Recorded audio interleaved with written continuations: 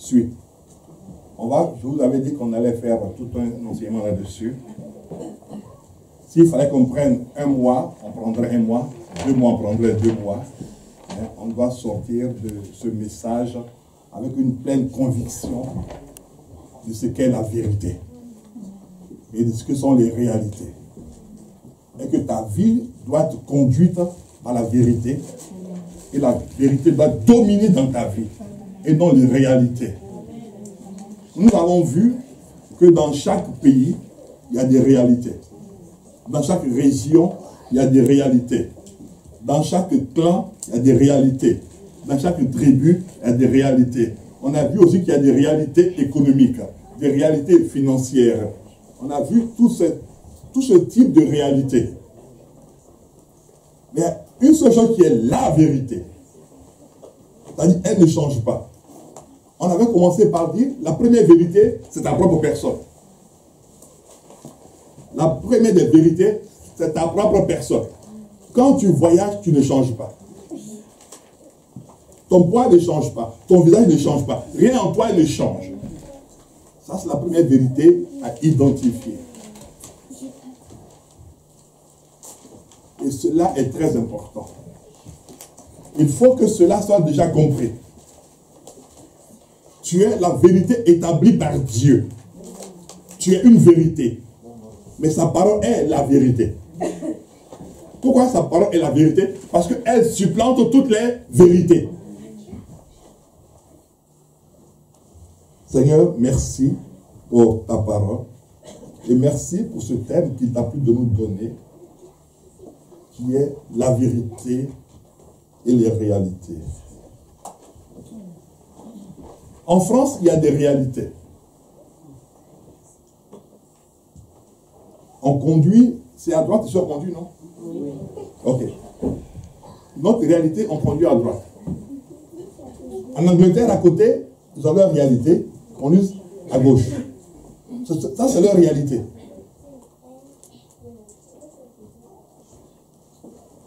En France, dans nos réalités, on a une limitation de vitesse. En Allemagne, paraît-il, comme je n'ai jamais été là-bas encore, il paraît qu'il n'y a pas de limitation de vitesse. Et que quelqu'un roule seulement. Ça aussi, c'est leur réalité. Chez nous, nos réalités, on a beaucoup de péages. Ce sont nos réalités. Il paraît qu'en Belgique, il y a peu de péages. C'est aussi leur réalité. Vous voyez? Ce sont des réalités financières.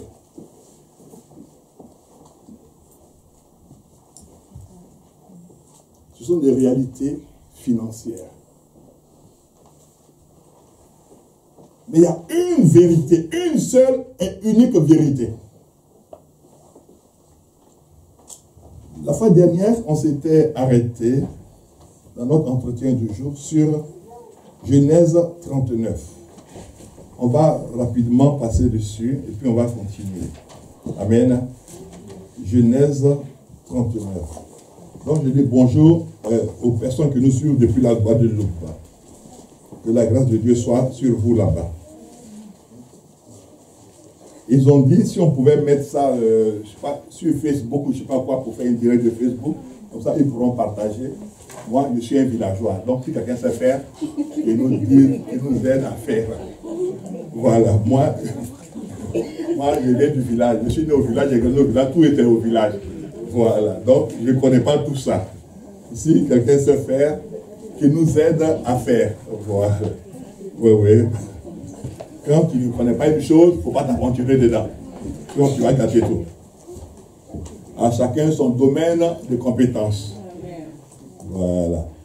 Oh, oui. Donc, voici la première des choses qu'on avait dans le dernier passage qu'on avait lu, dans Genèse 39, qui dit ceci: on fit descendre Joseph en Égypte. Et Potiphar, officier de Pharaon, chef des gardes égyptiens, l'acheta des Ismaélites, qui l'y avait fait descendre. Mais la réalité était que Joseph était quoi? Esclave. Mais la vérité, c'est que Joseph était conduit par Dieu. Vous voyez? La réalité, c'est que Joseph était esclave. Mais la vérité, c'est que Joseph était conduit par Dieu. C'est que Joseph était sous l'approbation, la grâce et la faveur de Dieu. Ça, c'est la vérité. Amen.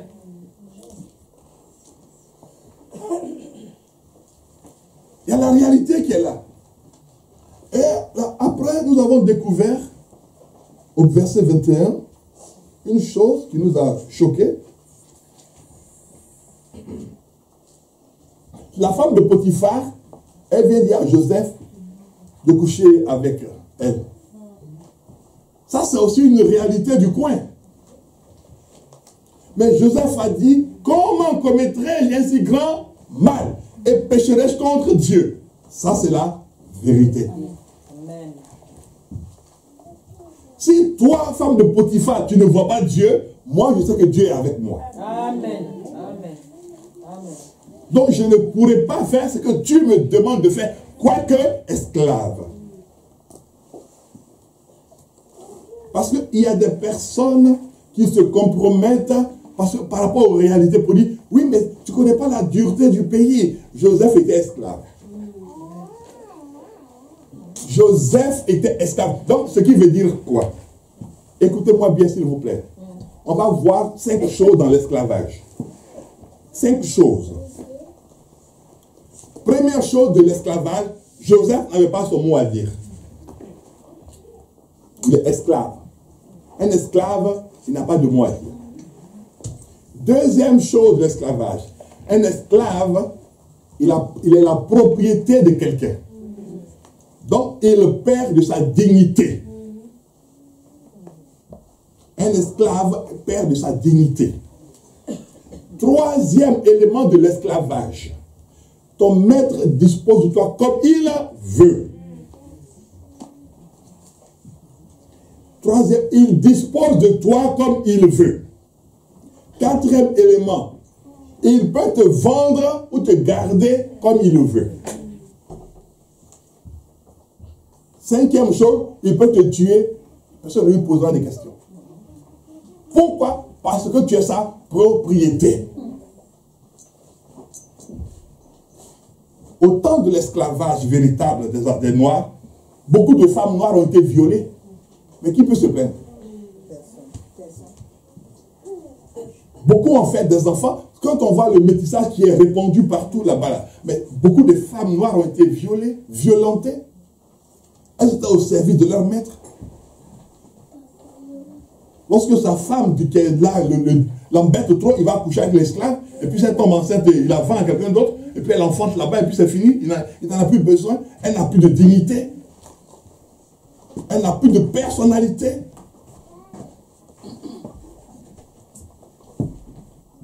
Est-ce que vous pensez un seul instant que si les esclaves, ce qu'on appelle les Noirs américains ou les Africains américains, si eux se levaient pour revendiquer à l'ONU de rembourser tout ce que les Américains leur ont fait, est-ce que l'ONU peut rembourser? Non. C'est pour cela qu'à l'ONU, il y a des personnes qui ont le droit de veto. Pour que quand tu vas te lever pour réclamer quelque chose, et ils vont dire, on n'est pas d'accord.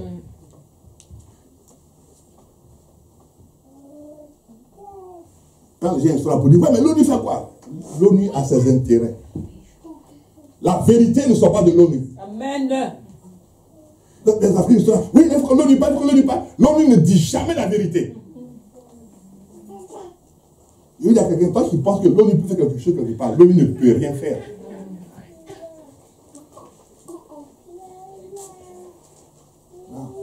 Seule la parole de Dieu peut changer les choses. Amen. Uniquement la parole de Dieu. Joseph, esclave. Donc, on a vu les 5 composantes, tout ce qui fait qu'un esclave n'est rien. Il a une marchandise. Il n'est rien. Il n'a rien. Il ne vaut rien. On ne fait même pas cas de lui. Qu'il mange ou qu'il ne mange pas, ce n'est pas le problème du propriétaire. Il peut laisser sous le soleil. C'est sa propriété. Joseph était esclave, vendu. Écoutez bien, vendu. Mais Joseph, quoique vendu, a dit qu'il ne pécherait pas. Mais toi, tu n'es pas vendu, mais tu es abonné au péché. Amen. Quel paradoxe. Quel paradoxe.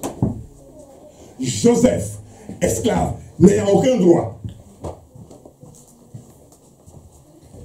Jésus-Christ n'était pas encore venu sur cette terre. Mais Joseph a dit que lui, Joseph, il ne commettrait pas un si grand mal et ne pécherait pas contre son Dieu. Mais toi, Jésus est venu. Tu as entendu parler de Jésus et tu livres ton corps à ceux qui n'ont pas le droit de toucher à ton corps. Non, quel est ce problème que tu as?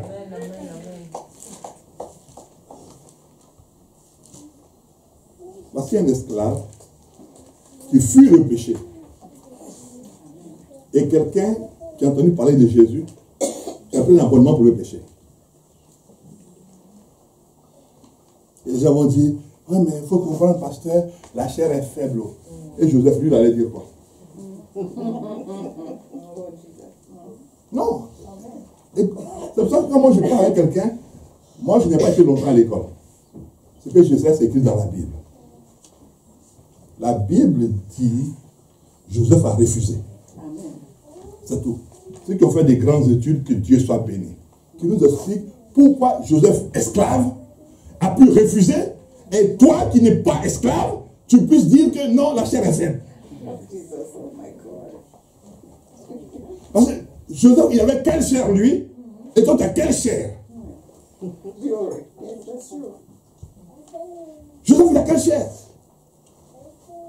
Il a quelle chair? Vendu à 17 ans. Il a quelle chair? Il n'a rien. Il ne connaît rien. Mais son père lui a parlé de son Dieu. Amen. Toi, Jésus est mort à la croix pour toi. Et c'est toi qui livres ton corps et tu vends ton corps, tu donnes ton corps, tu dis, mais il faut comprendre, ce sont les réalités du pays. Joseph était esclave. S'il y a quelqu'un à qui on pourrait trouver des circonstances atténuantes valables, c'est Joseph. Amen. On va dire, oui, c'est vrai, il était esclave. Donc, sa patronne pouvait disposer de lui comme elle voulait. Mais il a fui. Il a fui. Mais toi, tu ne fuis pas, comme il va te livrer. Et puis tu as dit après que la chair est faible. Expliquez-moi un jour. Moi, je n'ai pas été longtemps à l'école. Donc, expliquez-moi un jour. Quel type de chair avait Joseph? Et quel type de chair nous avons aujourd'hui?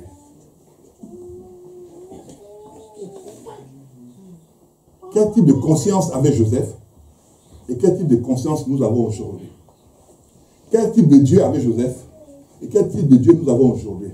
Quel type de crainte avait Joseph? Et quel type de crainte nous avons aujourd'hui? Joseph dit, maintenant dans ce qu'il vient de dire, la définition, on va voir ça en 3 éléments. Joseph veut dire à la femme de Potiphar, tu peux disposer de mon corps en tant qu'esclave, mais j'appartiens à un Dieu. Amen.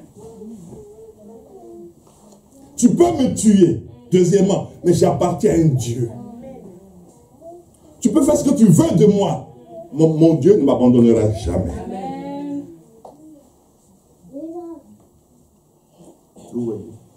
Ces 3 éléments ont fondé le refus de Joseph de coucher avec la femme de Potiphar. Mais si c'était aujourd'hui, là, oh non. Tu as la femme d'un milliardaire qui dit coucher avec elle. Avant même qu'elle ne dise coucher avec toi, c'est déjà lui.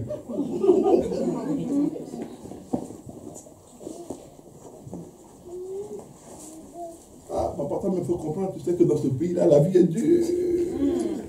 Donc vraiment, pour s'en sortir, il y a des choses qu'on fait. Vraiment, on regrette, mais on fait quand même. et Joseph alors? Et Joseph? Lui va dire quoi? Lui va dire, la vie était tellement facile que moi, je suis allé, moi, Joseph, je suis allé voir la femme de Potiphar, et puis je l'ai regardé dans les yeux. Et il dit, moi, Joseph, non, je ne suis pas une garçon facile, hein. C'est ça. Non. Il dit, comment commettrai-je? Comment commettrai-je? Parce qu'il avait découvert la vérité avec son père. Et la vérité venait de le libérer pour le mettre en prison. Il n'avait pas peur de la prison parce qu'il sait que quelqu'un est avec lui. Amen. Alléluia. Est-ce que toi tu as conscience que je veux amener chacun d'entre nous à prendre conscience. Est-ce que tu as conscience que tu es le temple même du Saint-Esprit déjà? Voilà, parce que la première des choses, c'est que tu dois prendre conscience d'être le temple de quelqu'un. C'est-à-dire que tu es l'habitation de quelqu'un. Donc cette habitation ne doit pas être souillée. Joseph n'était pas le temple du Saint-Esprit. Toi, tu es le temple du Saint-Esprit.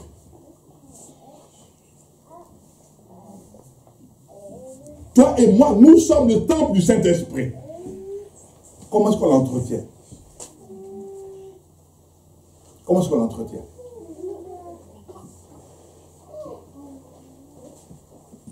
Si Joseph venait qu'il nous trouvait dans cette génération, en train de voir comment les chrétiens se comportent, mais je pense qu'il allait les féliciter. Il va dire, ah, mes petits, vous êtes forts, vous résistez au péché. Je crois qu'il allait prendre ce sein, puis leur donner des claques pour dire, c'est pas possible. Moi, j'étais esclave, j'ai fui le péché. Et toi, tu es libre, tu t'en prends un abonnement au péché. Vous voyez. Si les réalités dominent sur toi, la vérité te fuira. Si les réalités de la vie dominent sur toi, la vérité te fuira. Elle fuira loin de toi. Parce qu'elle a vu que tu as pris un abonnement sur les réalités et que tu n'aimes pas la vérité.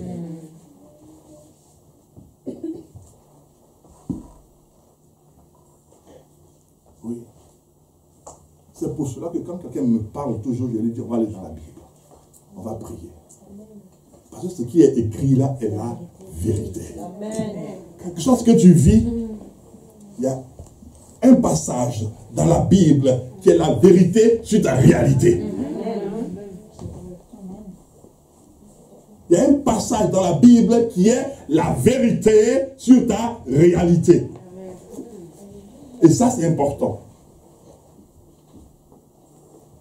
Ça, c'est une chose très importante.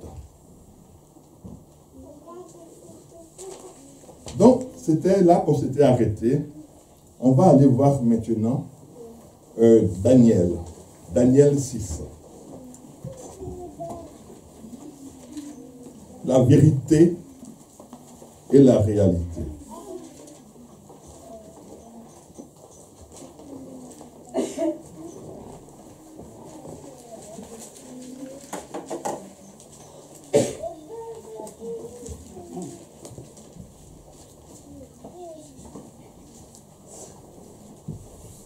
Donc, maintenant, il y a une chose qui se passe.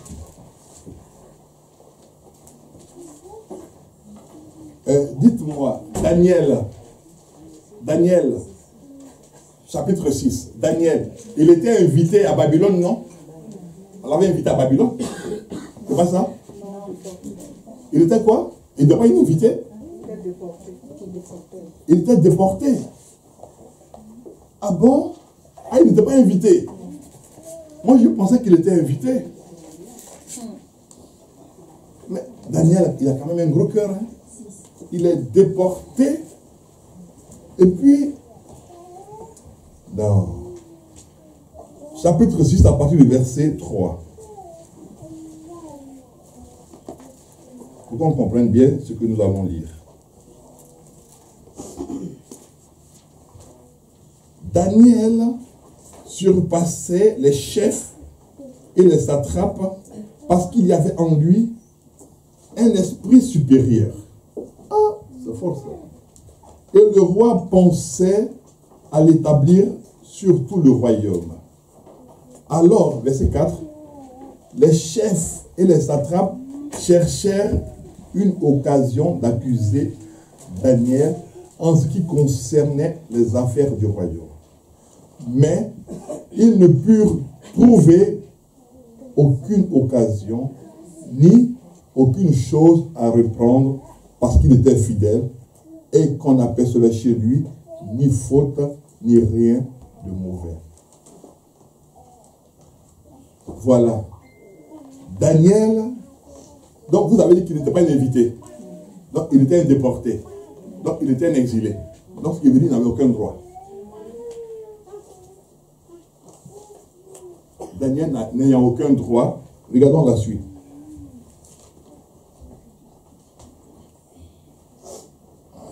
5. Et ces hommes dirent, nous ne trouverons aucune occasion contre ce Daniel, à moins que nous n'en trouvions dans la loi de son Dieu. Verset 6. Puis, vous voyez comment le diable se lève contre toi. Puis ses chefs et ses satrapes se rendirent tumultueusement auprès du roi et lui parlèrent ainsi. Roi Darius vit éternellement. Tous les chefs du royaume, les intendants, les satrapes, les conseillers et les gouverneurs sont d'avis qu'il soit publié un édit royal avec une défense sévère portant quiconque dans l'espace de 30 jours adresserait des prières à quelque dieu ou à quelque homme excepté à toi, ô roi, sera jeté dans la fosse au lion. Alléluia. Là, on est au verset 7 maintenant. Chapitre 6, verset 7 maintenant. Vous voyez? Donc, voici comment les gens ont manigancé pour faire tomber Daniel. Si on dit aujourd'hui, en France, on ne doit plus lire la Bible. Personne ne doit maintenant prier au nom de Jésus. On dit, mais parce que quand même, ils doivent faire un décret, on dit, on prie au nom de Jésus. Donc, franchement, il faut nous pardonner, quoi.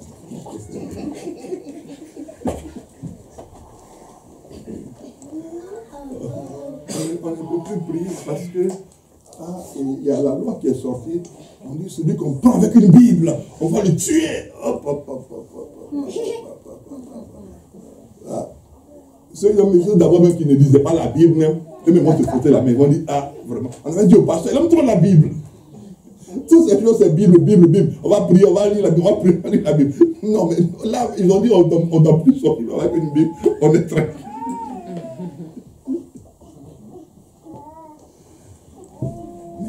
Daniel était déporté. Alléluia.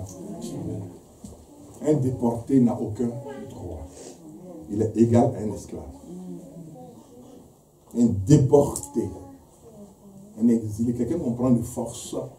Pendant qu'on te prend de force, on t'arrache ta dignité. On te sort de ton territoire. On t'arrache ta dignité. Tu n'as plus de personnalité. Tu ne peux plus dire je suis. Tu n'es rien.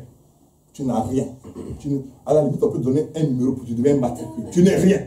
Tu ne vaux rien par rapport à celui-là qui est venu te chercher. Parce qu'il est venu te chercher avec une puissance militaire. Ou une puissance financière. Ils ont pris Daniel avec une puissance militaire.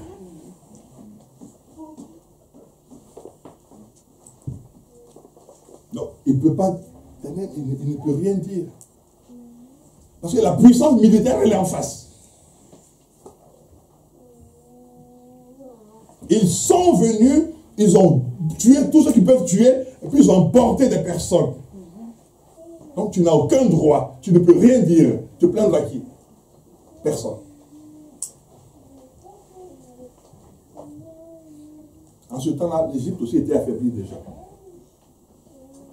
La puissance égyptienne était déjà affaiblie. Les Grecs et les Romains n'étaient pas encore en forme. C'était Babylone qui régnait. Vous connaissez l'histoire. Je cherche à connaître l'histoire. Moi, je n'ai pas été longtemps à l'école, mais le peu que Dieu me tente de dire là, ça me suffit.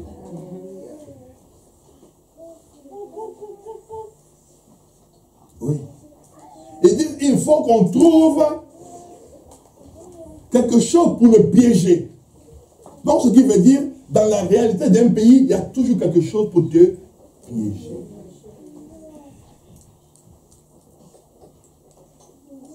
Alléluia. Dans la réalité des pays, il y a toujours quelque chose pour te piéger. Pour te laisser prendre au piège du pays. Pour te laisser prendre au piège de la société. Pour te laisser prendre au piège de la communauté.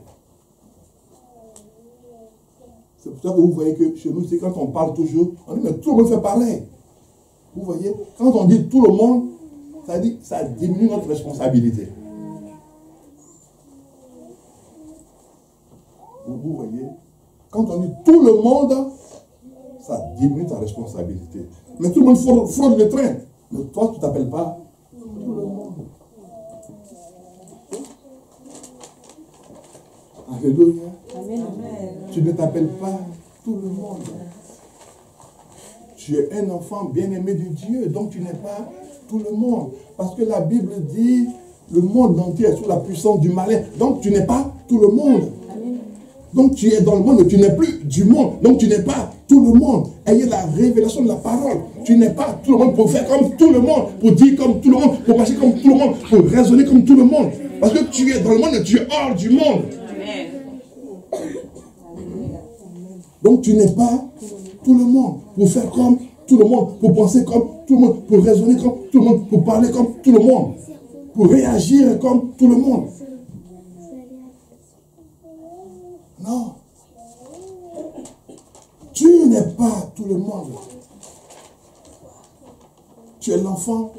Tout à l'heure, on a chanté un chant béni. Tout à l'heure, qui dit, j'ai tellement dansé que j'ai oublié même le chant. Oui, qui disait que Jésus était notre grand frère. Voilà. Mais tout le monde n'est pas le petit frère de Jésus. C'est toi qui es son petit frère. Tout le monde n'est pas son parent. Donc tout le monde n'a pas la même valeur devant les yeux de Jésus. Mais tu n'es pas tout le monde. Non, on ne fait pas comme tout le monde. Amen.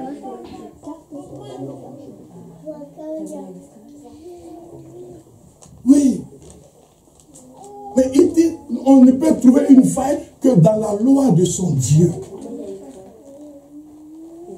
Donc, dans les réalités, on va chercher à trouver une faille, un piège dans lequel on va te faire tomber. Si tu n'es pas vigilant, si tu n'es pas vigilante, on va te faire tomber dans le piège. On te dit, mais c'est comme ça que tout le monde fait ici. Quand on arrive en France, on fait comme cela. Quand on arrive en France, la vie est tellement dure, il faut faire comme cela. Je vais te dire, c'est faux. Amen. Si la France est sur la terre, la parole de Dieu domine la terre. Si la France est sur la terre, la parole de Dieu agit sur la terre. Si la France est sur la terre, la parole de Dieu agit et répond favorablement sur la terre. C'est faux. C'est faux. Tu n'es pas tout le monde. Donc quand la parole de Dieu domine sur toi, où que tu ailles, elle est agissante. Oui. Elle ne se limite pas. La parole de Dieu, elle n'est pas localisée. Elle n'est pas une parole locale. Elle n'est pas une parole régionale. Elle n'est pas une parole départementale. Non, elle est une parole extraterritoriale. Elle va au-delà des frontières. Elle va au-delà des continents. Elle va au-delà des pays. Parce qu'elle est la parole qui est la vérité. Oui, quand la parole de Dieu marche, peu importe le pays, peu importe le continent, la parole de Dieu est la vérité. Elle arrive quelque part, elle apporte la vérité. Elle apporte la guérison parce qu'elle est la parole de Dieu et la vérité de Dieu. Oui, mes bien-aimés. Amen. Oh, Jesus. Wonderful. Non, arrêtez de dire que non, il faut comprendre. Est-ce que tu comprends Dieu?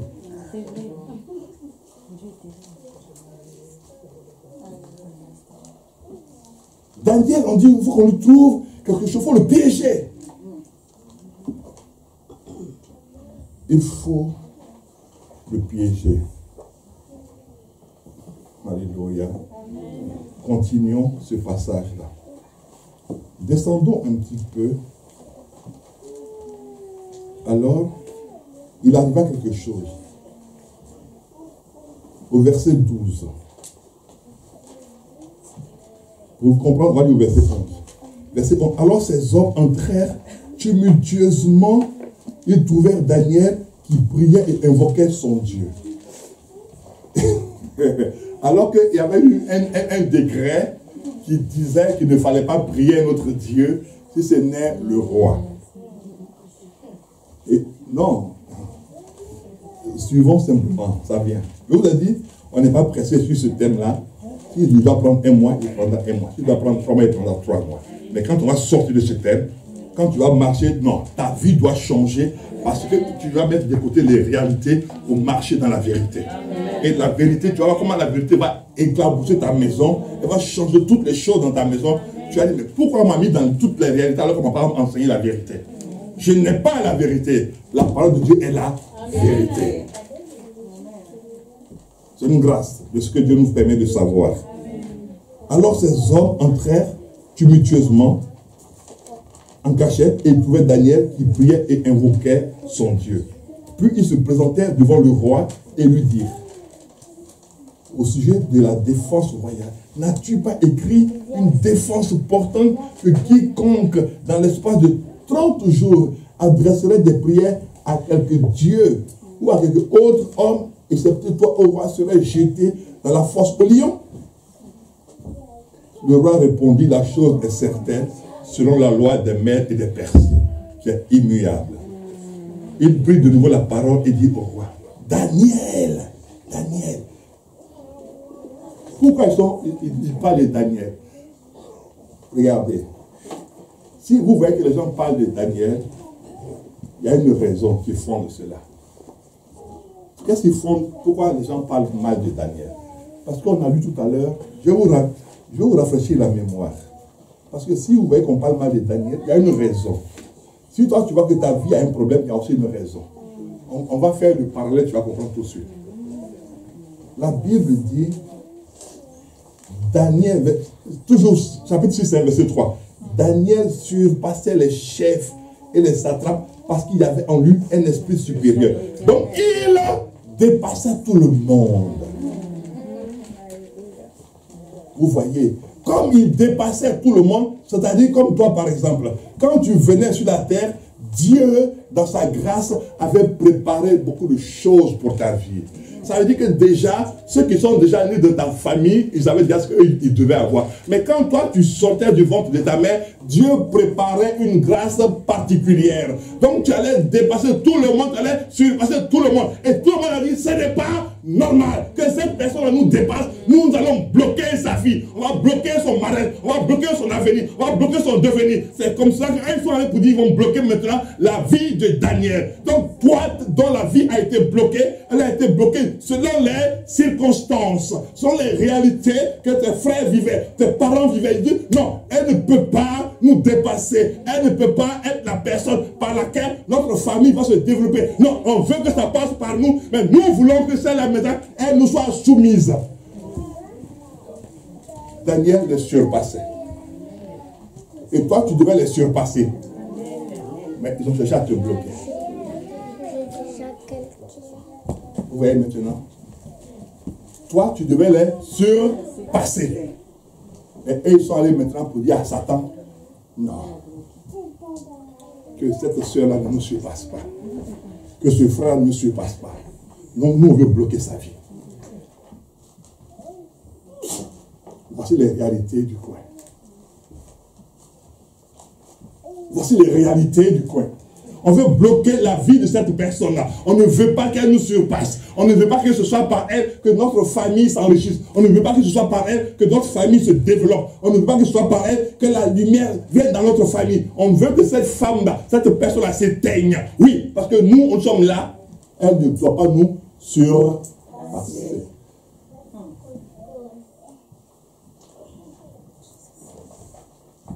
C'est pour ça que ta vie est bloquée. C'est pour ça que ton mariage est bloqué. C'est pour ça que ton enfantement est bloqué. C'est pour ça que tu as des problèmes là où tu te trouves. Tu as des problèmes parce qu'ils ont dit ils ne veulent pas que tu les surpasses.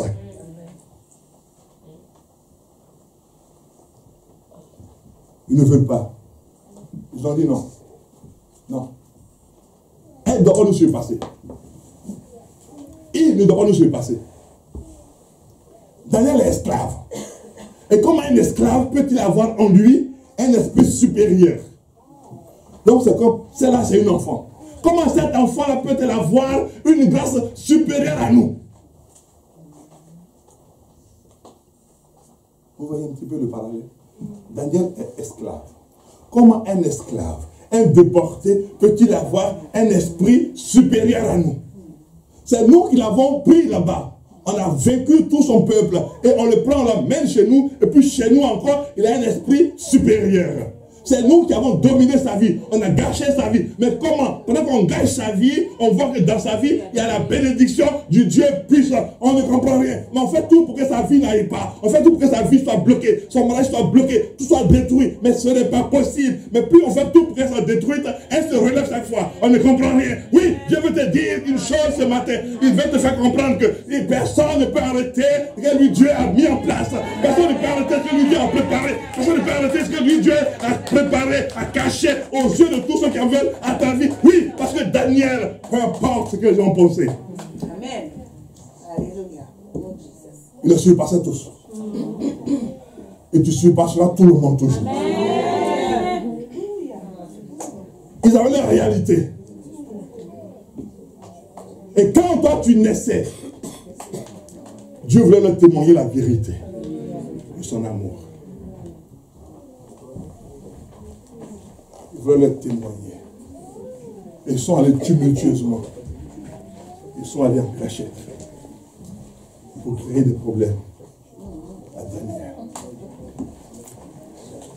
Vous allez voir, qu'est-ce qui se passe? Alléluia.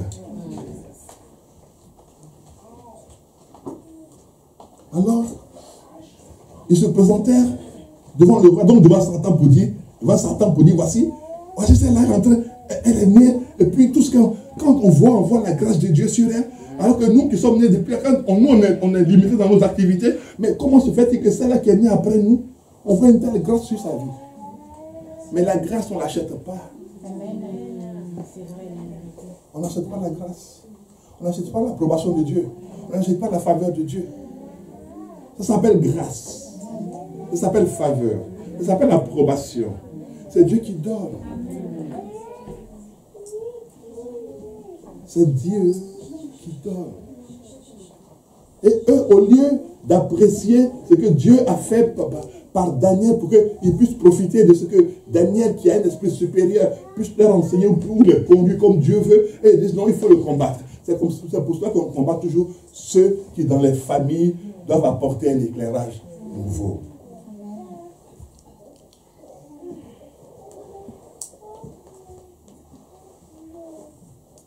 Si tu vois que ta vie est combattue, c'est parce que Dieu t'a préparé à apporter dans ta famille un éclairage nouveau. Ton mariage sera combattu, tes enfants seront combattus, tout ce que tu vas entreprendre sera combattu, parce qu'ils vont te dire, mais pourquoi c'est par toi que Dieu veut faire? Pourquoi c'est pas par nous? Ce n'est pas un concours, c'est une grâce.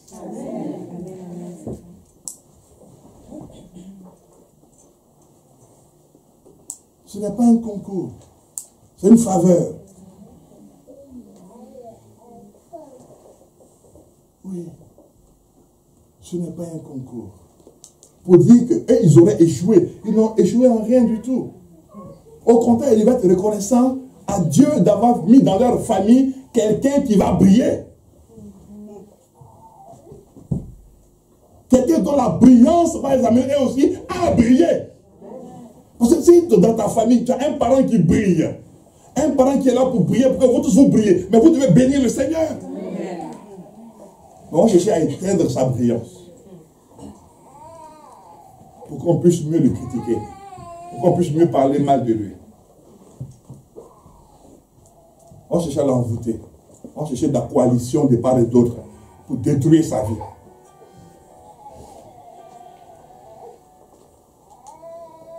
Oui. On va chercher à faire toutes ces choses. Parce que c'est important. Qu'on te nuise, on nuise à ta vie, on nuise à tes enfants, on nuise à tout ce que tu es en train d'entreprendre.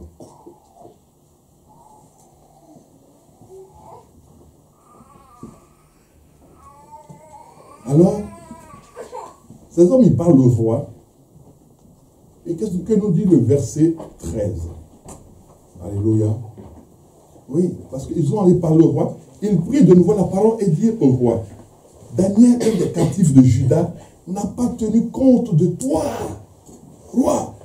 Daniel s'est foutu de toi. Daniel, vous voyez, en disant, non, vous voyez comment les gens ils parlent de toi. Il dit non, cette personne-là, elle est mal polie. Alors que tu n'as rien dit. Tu n'as même pas dit un mot. Daniel n'a dit aucun mot. Et puis on dit au roi, non, roi, Daniel, tu ne le connais pas, il s'est foutu de toi. Quand on allait lui parler, il dit, mais moi, qu'est-ce que j'ai à foutre du roi? Et puis même pas d'un roi comme cela. Vous voyez, donc les gens veulent exciter la colère du roi. Ils veulent exciter la colère de Satan contre toi. Pour dire, tu vois, toi qui gouvernes le monde, là, lui, il dit que son Dieu peut faire. Non. Et nous, on sait que c'est toi qui fais les choses. Donc, vraiment, il faut qu'il sache que nous, ici, là, nous, on dépend de toi. Donc, il faut arrêter sa vie. Il faut arrêter ses projets. Il faut détruire son mariage. Oui, parce qu'elle se prend pour qui? Elle se prend pour qui? Je veux dire à quelqu'un ce matin, si tu as tous les problèmes dans ton couple, si tu as toutes les difficultés dans ta maison, je veux te dire ce matin, voici comment les gens se sont levés, ils se sont ligués contre toi pour que ta vie ne puisse pas avancer. Voici comment les gens se sont ligués contre toi pour que ton mariage soit bancal. Comment les gens sont ligués contre toi pour que ta famille ne tienne pas la route. Comment les gens sont ligués contre toi pour que tout ce que tu es en train de construire est tombé en ruine. Comment ils sont ligués contre toi pour que toi-même tu vois que tes enfants ils ne peuvent pas se porter correctement. Comment ils sont ligués contre toi pour que tu n'aies plus la paix, pour que tu n'aies plus la joie. Comment ils sont ligués contre toi parce qu'ils ont vu que la grâce de Dieu était sur ta vie. Rien que cela les a irrités. Rien que cela les a irrités. Rien que cela les a irrités. Rien que cela les a énervés. Qui est-elle, elle? Qui est-elle? Qui est-il lui pour que ce soit lui qui soit en relation avec ce si grand Dieu?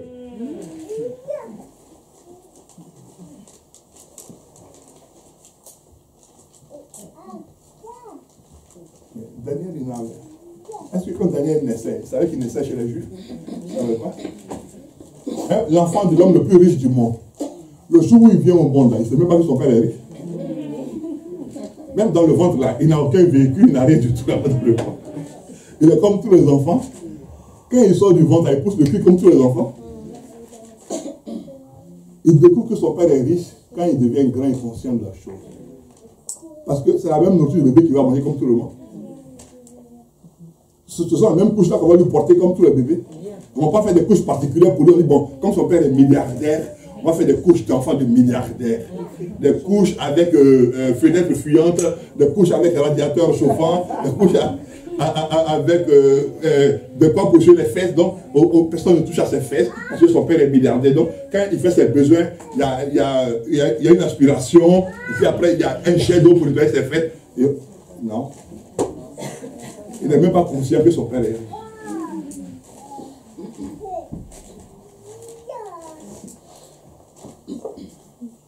Mais ils ont dit non. Il faut qu'on réunisse. Alléluia. Mais ça démontre une autre chose. Ça démontre que c'était les réalités du coin. Ça veut dire dans les réalités du coin, ça veut dire que les gens se marchaient les uns sur les autres.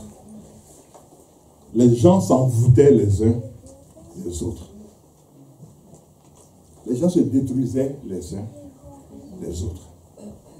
C'était là leur réalité. Et quand ce déporté est venu, ils se sont trompés. Eux-mêmes ont découvert qu'il avait un esprit supérieur. Donc là, ils ont dit un problème. Nos réalités commencent à changer.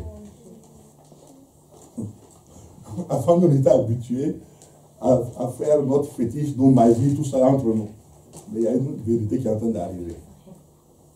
Ça change un peu nos habitudes. On n'est pas habitué à cela. Daniel est surpassé en intelligence. On n'est pas habitué à cela. Nous, on est habitué à nos problèmes. On n'est pas habitué à ce que quelqu'un nous dépasse. On est habitué à ce que chacun de nous ait son marabout. En Guadeloupe, on appelle ça le gars des affaires. Voilà, le gars des affaires. Quand tu entends le gars des affaires, c'est que c'est le marabout du coin.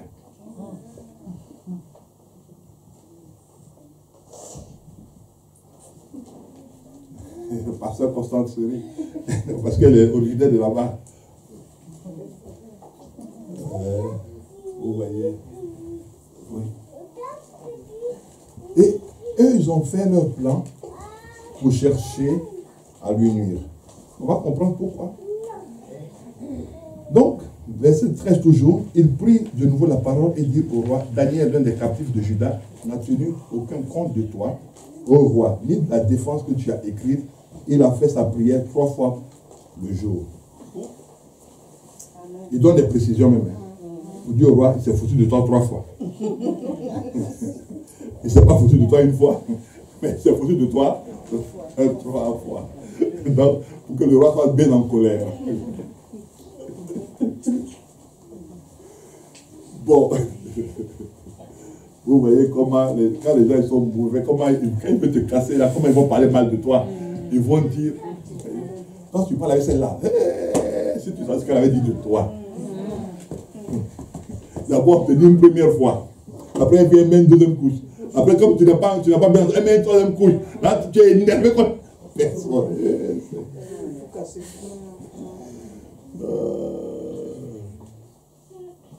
C'est là que tu as chanté de ce chant qui dit, ô Seigneur, mon âme est tranquille.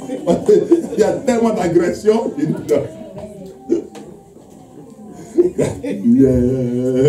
Pour moi une citadelle et jamais, mon Dieu, je ne serai humilié. Bon, en train de te chercher pour t'humilier, mais on va chanter ça.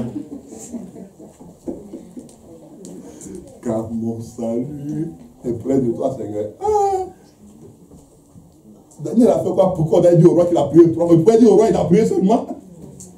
Ils ont dit au roi qu'il a prié. C'est-à-dire, il s'est foutu de toi 3 fois.